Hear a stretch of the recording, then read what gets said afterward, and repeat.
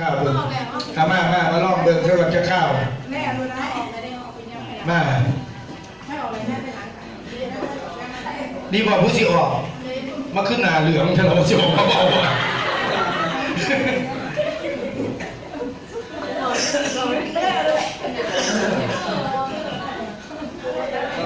เจ้าสบายดีข้าพเจ้าซื้อนางซีมาจากสปปลาวก่อ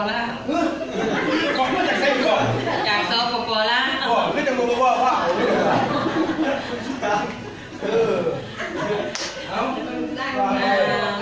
ที่มาเว่าเรื่องความคำหูของข้าพเจ้าเองเนาะที่ว่ามาได้คืนนึงแล้วก็2 มื้อแล้วมื้อนี้มีความเข้าใจว่าจะให้นี่ล่ะ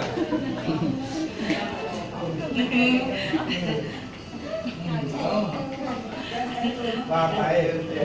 ได้ยังมี2 มื้อได้ความโหที่ว่าอาจารย์ได้เฮียนให้คือนึงให้ฮู้ขั้นตอนที่1คือเพิ่นบอกว่าให้สางซ้ายง่าย่างก็บ่ได้ก็ให้ได้2ข้างซ้าย1ข้างขวา1ให้อันนี้ยังไปให้เขาโหแล้วก็เข้าใจถ้าว่าเขาโหอิ่มกันถ้าเขาโหนึงเขาเมาให้ฮู้แต่ว่าเขาบ่ฮู้เฮาก็เมาให้เขามาคงเฮียนที่ว่าอาจารย์เพิ่นสอนในความหมายกับเอายาสลบให้กินแล้วจะแก้มาลูกเอาว่าไปยังอีก7 โลเลย7 ระบบมัน7 ระบบวิธีการเรียนรู้7 บทบาท7 บทบาท7 บทบาทเข้าใจก็เข้าใจแน่นอนตัวเทียนคือ1ก็คือ1การเซิร์การเชิญที่2เปิดใจที่3ความมั่นคงที่4เข้าใจก็แล้วว่าแต่ละความหมายมันหมายความมาจากไหนก็เขาไปยังสั่นนะจ๊ะเขาไปจังสั่นเขาไปได้เลยว่าเขาไปจังสั่นพวกเขาก็คือตัวเองเขาแล้วก็จะไม่ว่าต่อนะจ๊ะตัวเองเขาแต่ว่าไม่รู้พวกเขาว่าไปโอ้ยก็บ่หูน้ำเหลวหน่อยเขาดำก็ดำแผนการตลาดเนี่ยที่เพิ่นเขียนในเพิ่นเข้าใจอยู่บ่แผนการตลาดเขาอาจารย์พวกเพิ่นเขียนในเพิ่นว่าเขาไปเชื่อมไปแชร์แนวจังไดวิธีเชื่อมวิธีแชร์เฮาสิเป็นผู้ไปแชร์หรือเฮาสิเป็นผู้ไปเชื่อมเฮาเชื่อมหรือแชร์เชื่อมแต่ว่าบ่แม่นเชื่อมบักม่วงเชื่อมบักย่อมได้เชื่อมได้จะได้อธิบายให้ฟังนำเอาไปเชื่อมจังไดเอาว่าเข้าใจเชื่อมแบบไหนเชื่อมก็คือว่าเข้าไปเบาต่อให้หมู่นี่นะจ๊ะเบาให้เพื่อนให้หมู่ให้กองเข้าเนี่ยไปฟังนะครับหมู่คือว่าเข้ามาคืออย่างสี่นี่นะ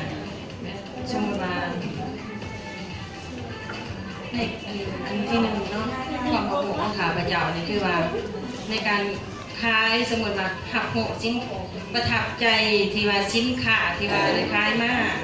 ที่ว่าบอกหมู่มาซื้อแล้วกับหมู่นำมาซื้อต่อแล้วเขาก็บอกต่อหมู่ก็บอกต่อแล้วก็มาซื้อต่อคือข้าพเจ้าเฮ็ดคือมื้อนี้เนาะมาโลดขายอย่างนี้อาจารย์จะเรียกว่าเข้าใจเรื่องเชื่อมเชื่อ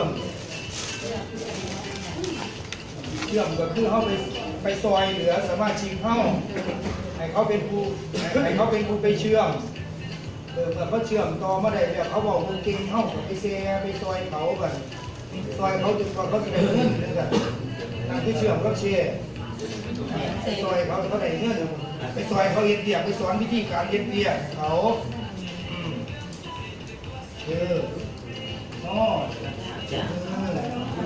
เอามาเด้อมีเด้อเอามาไม่มีมาเนี่ยมาช่วยครับมาแม่นี่เสือเจ้ามันก็ขาดเดี๋ยวจะไปหยุ่งก็มันเลยเสือมากดีเกาเสือจนเฮ้ยเกาเสือจนเปื่อยจนหลอกเบิดว่ามาว่าชิบว่าเป็นอะไรชิเป็นซีโอเหรอเนาะมาเบาเบิ่งไปเฮ็ดจังไหนเนี่ยพี่อยากเวลาลงพื้นที่ไปลงจังไหนเฮ็ดอะไรกับผู้ใด คือมันสั่งแห้งแค่ระบาด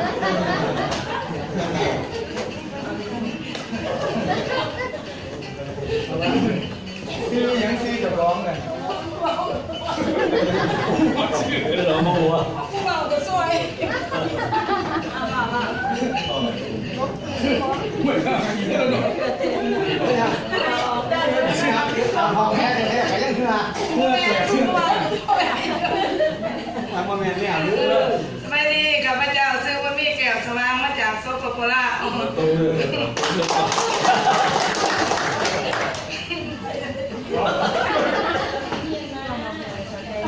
างทียัง2 มือ2 มื แล้ อ วคุณเอาผู้ที่เข้าใจที่เอามาเยี่ยมก่อนอื่น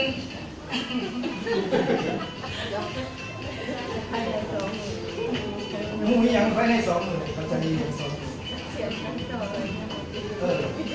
มูแน่เลยไปลงพื้นที่ไปลงที่ไหน ไปหาสมาชิก ไปว่าได้เลยน้ำเขา ไปส่วนเขามา ไปส่วนเขาน้ำเขา มาเขาคอด เขามาที่บอก เขาท่านมา แล้วคนนั้นมาว่า นาทีสามเขาจิเขามา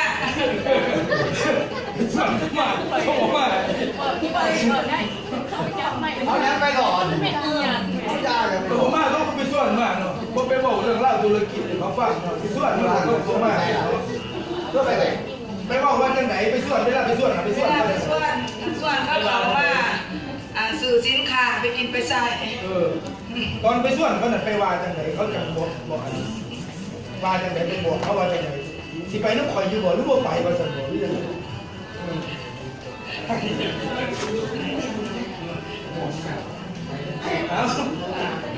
เอาว่าให้เองเอาไปส่วนเขาแล้วมาเนี่ยเขาว่าจังไหนเขาว่าจังไหนเอาไปส่วน ท่านเข้าใจ เขา เขาสิมาอยู่แต่ว่าเขาท่านเข้าใจว่าดีซ่าเห็นมันเหตุจังไงมันเป็นอะไรนะถามว่าเขาเข้าใจแล้วเขา